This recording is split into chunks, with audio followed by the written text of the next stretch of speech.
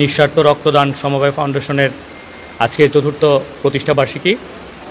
2022 সাল থেকে এই সংগঠন কাজ করে যাচ্ছে।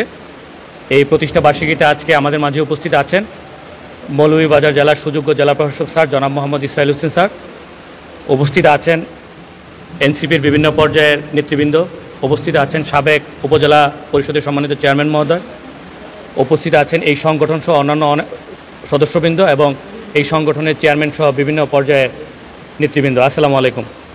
আজকে আমাদের মাঝে জেলা প্রশাসক স্যার এই রক্তদান ফাউন্ডেশনের গুরুত্ব অনুধাবন করে এসেছেন। স্যার আসলে প্রধান অতিথি হিসাবে বিস্তারিত বলবেন।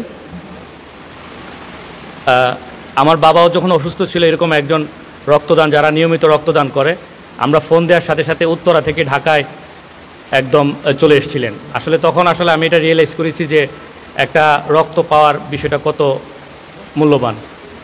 এবং আমি 4 জনকে বলেছি, 4 জনই রাজি হয়েছে।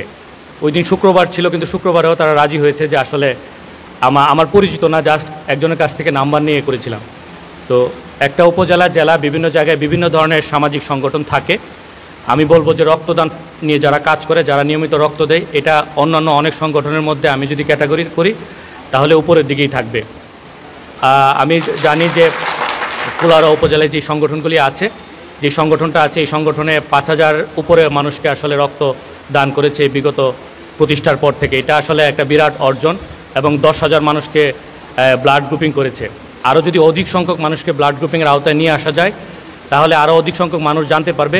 অনেক সময় যখন হঠাৎ করে অ্যাক্সিডেন্ট হয় তখন আসলে রক্ত নেওয়ার সময় খেয়াল থাকে মানুষজন, তার ব্লাড গ্রুপ জানে না, এতে করে আসলে রক্ত পেতে এবং এটা করতে দেরি হয়ে যায়। তো এই আওতাটা যদি আরও বাড়ানো যায় তাহলে আরও খুবই ভালো হয়।